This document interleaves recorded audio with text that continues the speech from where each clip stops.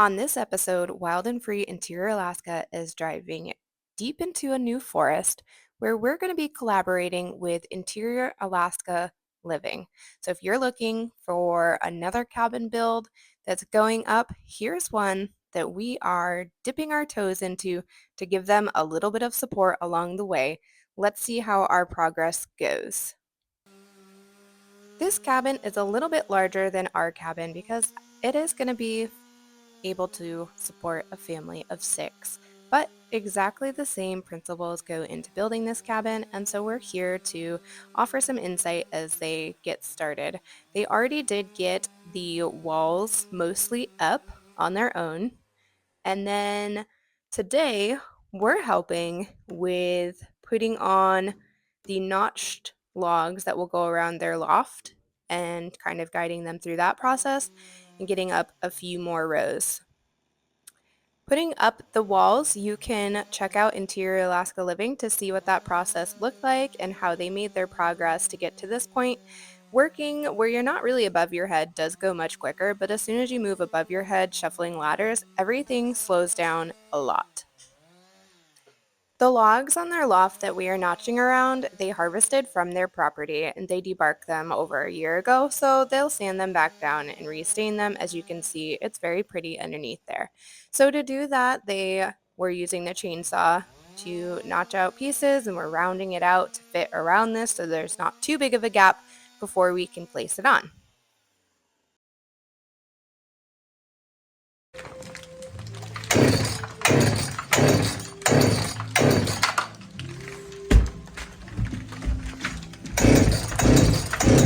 You ever seen those stills that have like I don't even know how to explain it. It's like a reverse pull cord. Like you pull it out. Oh yeah, and then you just drop it. Yeah.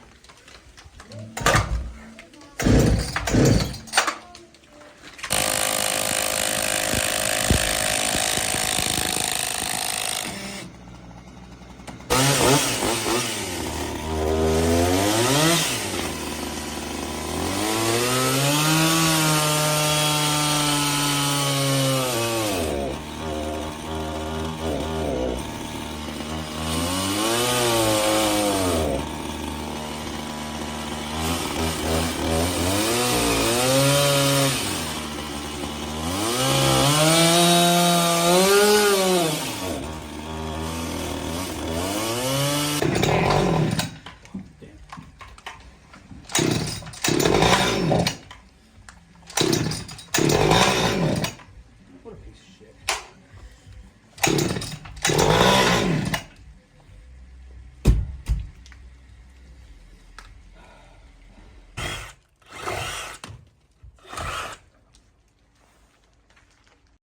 Sometimes the tools of the trade just don't want to cooperate, so you got to move to something else. So that's why we're using the Sawzall to finish this off and make it a little bit rounder so it can slide over this log nicely and hopefully fall right into place. These logs are a little bit different than the ones that we used. They have a tongue and groove notch, whereas ours did not. And these were from a company closer to where they're from that will debark them and everything through their machine, notch them, groove them, etc. So they were really cool to work with, but it was a little different when it came to the button pass as far as removing that notched little tongue and groove edge so that they could sit nice and flush. And also, instead of using sill seal, they use this little foam strip. We called it log tape. Honestly, no idea what the name of it is, but you roll that out first and then you slide your log into place. And in theory, they will sit perfectly in this tongue and groove. Sometimes they take what he likes to call um, caveman approach and you just beat it into place. And, sometimes that's really necessary getting the logs where they need to go. As opposed to our logs, though, they didn't have to hang off of them with all of their weight to get them so that they would sit nice and flush or anything of that sort. Just a few beatings here and there to get them to line up and then anchoring them down with the 10-inch log screws.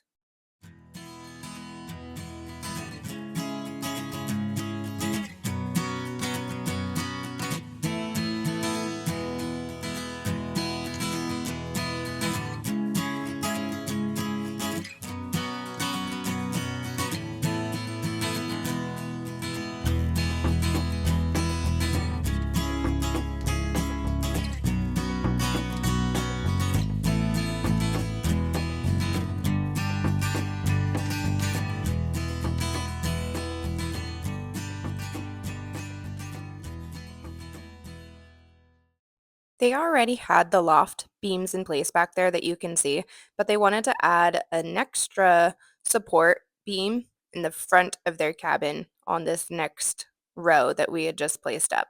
So that's exactly what we're doing here. First, he is notching out the log that's going to sit over top of the sidewall.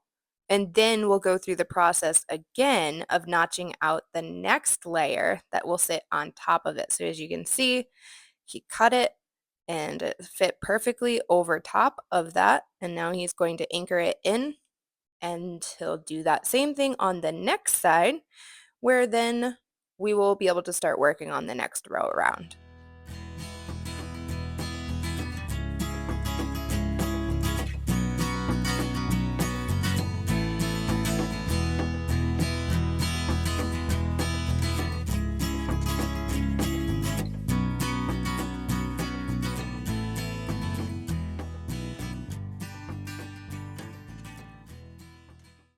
In preparation of the next row of logs, I am laying the log tape and attaching it with a staple gun because everything's a little moist so it doesn't exactly stick. Then we'll move on with setting the next row of logs around. Got it? That is weird. It is snowing and raining. You're over there short step. I was gonna say just take those steps. This kind of looks like, yeah, you're right. Beautiful. I like the horsey, like a running horsey. I love that.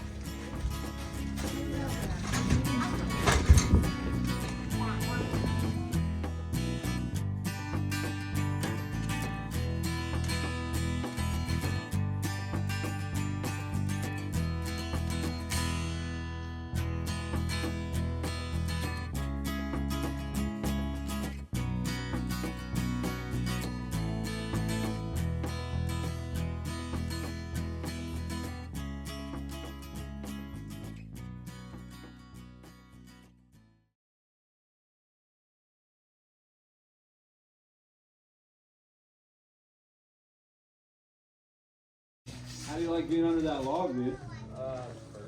You probably don't have a writing utensil, do you? You ready? Here, Captain.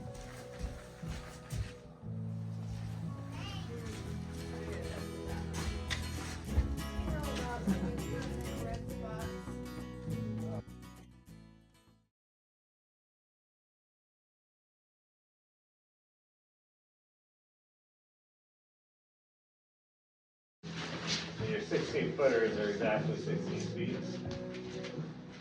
No, they're like 16 Well, we'll set that one, and if I have to cut the 16 footer down, they're like 16. I was gonna say, because all our 20 footers were like 20 foot 3 or 20. Yeah. You gonna try to just Want to just set it move down? it Yeah. into the place or down? Well, I wonder if we set it in place, it's not gonna Stay. go perfect. Yeah. Yeah, like I want it to sit perfectly over here, like running up. Yeah. I think we should set it off the ground. Yeah.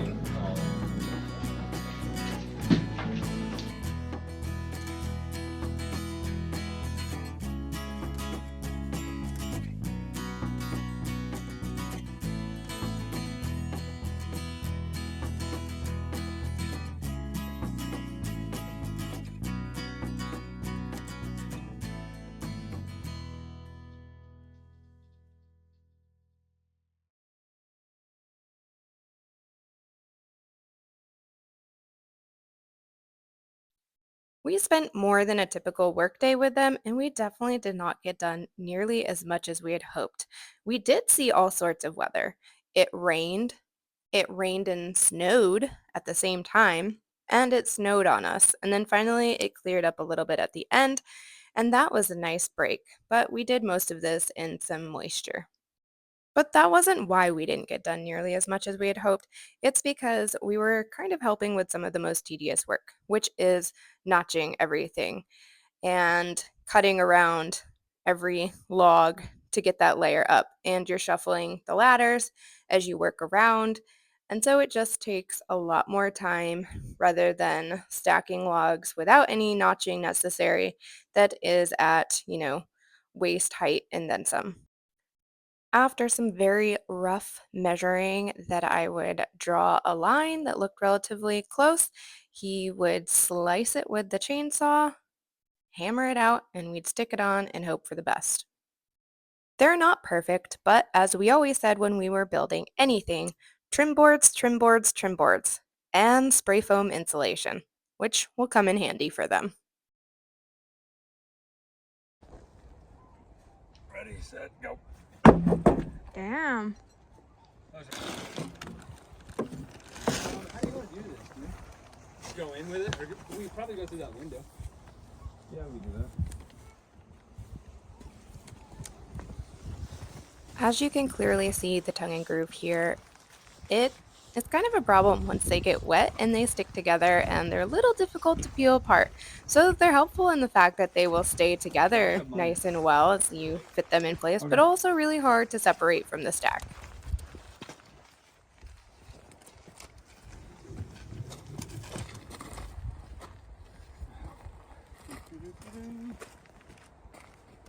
Let's get it swing, dude.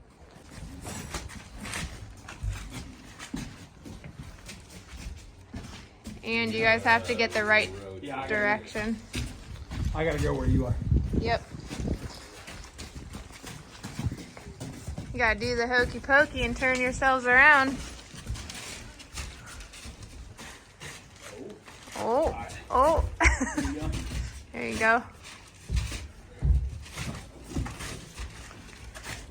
Oh shit, did we take that yet? Yep, I did. Yeah. Oh, I gotta fucking chisel that corner out. Yeah. Alright.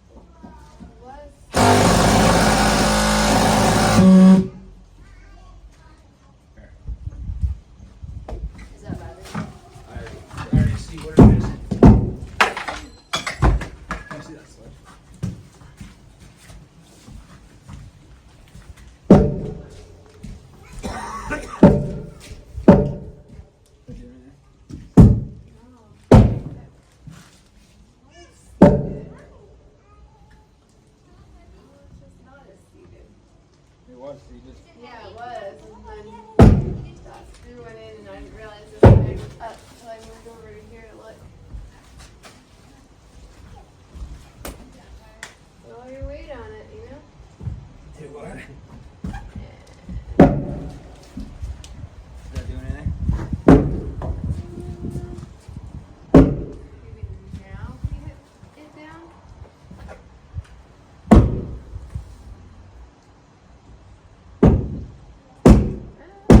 Yeah. I went a little bit on. A couple more like Yeah, and move that along that way. Can you put one in on that side right there, like where the joint is? I think if you put one where the joint is, it might sink it down a little bit. Probably take it like this, just to line up.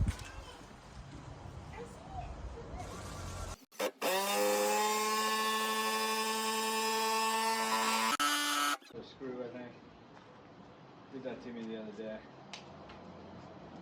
Or not.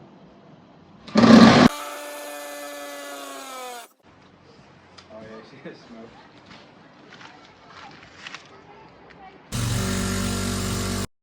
Sometimes these logs are a little difficult to get into place, but once they fit really nicely. I have to share, I'm a little envious. So they are working with a variety of sizes of logs, mostly 16 feet and 14 feet pieces that they are cutting and placing together, as you can see, offset all the way around. Because there isn't logs long enough for as large as their cabin is, whereas as long as you can normally get is 20 feet, and ours is a 20-foot by 20-foot cabin, and theirs is going to be slightly larger. So they did 14 feet and 16 feet logs. So it's a little nicer picking them up.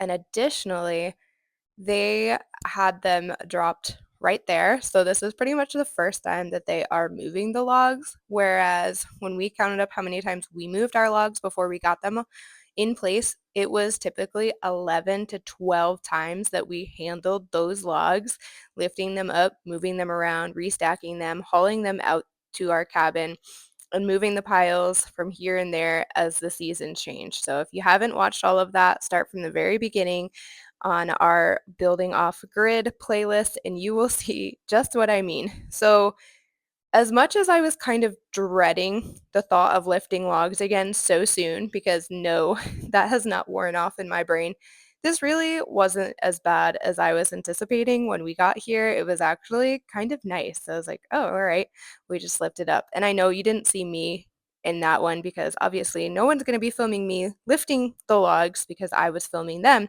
But yes, I did lift up some and move them around. For all of those naysayers out there saying, well, you didn't do it, I did help. And that's why I'm saying it was actually kind of nice. And it kind of made me want to start building a cabin again.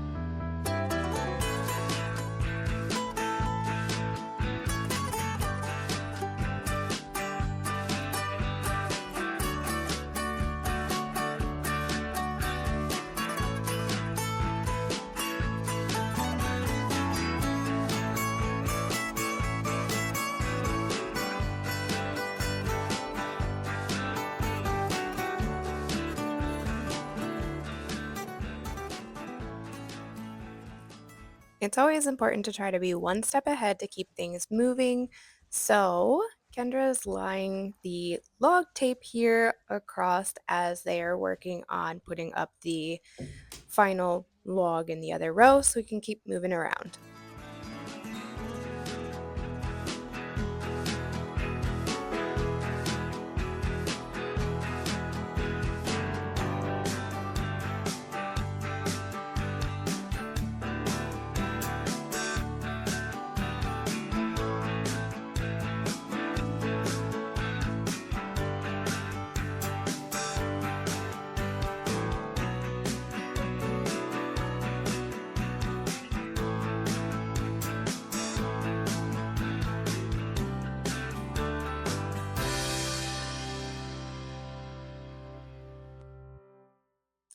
And back to where it all began when we were saying, are these 16-foot logs, are they going to fit exactly in that space? And correct, as we suspected, no, but it was that easy. Took off the perfect amount right away, nailed it right in the exact spot it needed to be. Fit so snug, it was like too good to be true. And so then we anchored it down with the screws, and that was it.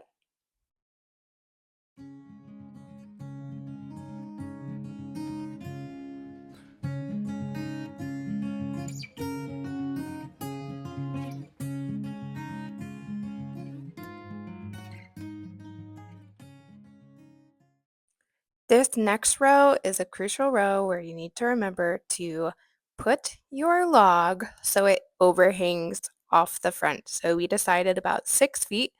So when they also do their roof, it will have an overhang of roughly probably 5 feet for their deck, similar to how ours is set up. And that way the roof can cover, the door and the deck, and they can always expand on it later if they would like to.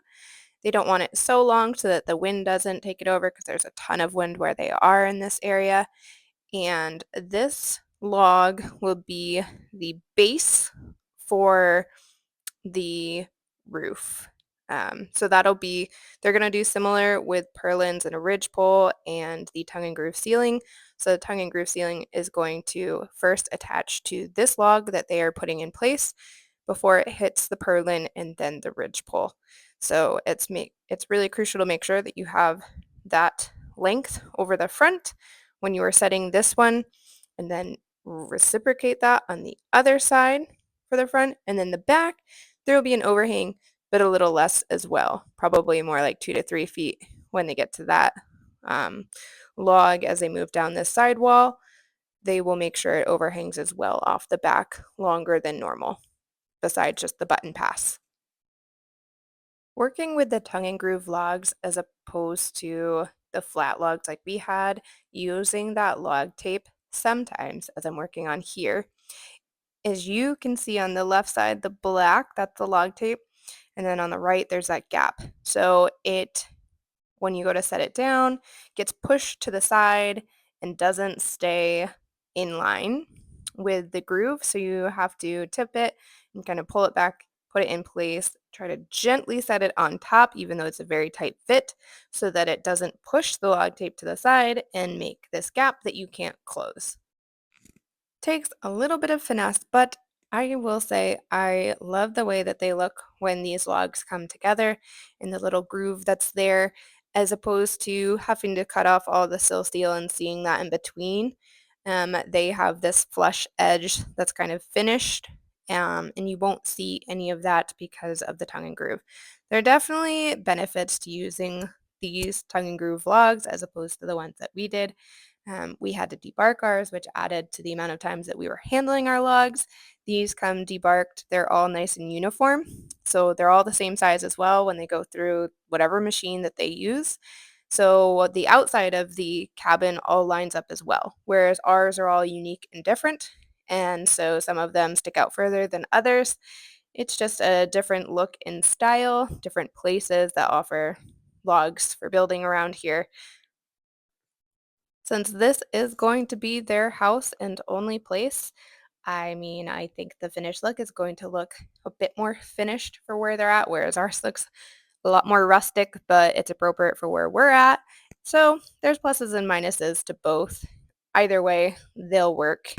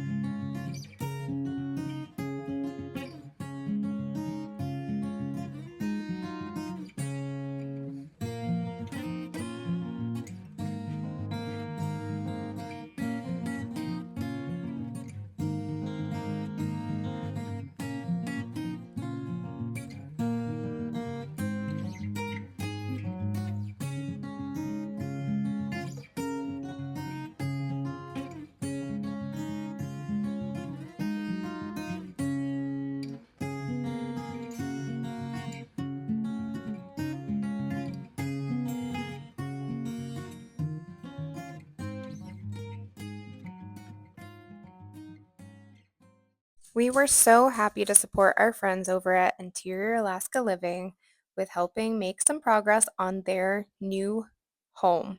This cabin will be the home for this family of 6, and we were really excited to make some progress with them, although it wasn't as much as we'd hoped. But once you're working above your head and notching around things, it all slows down.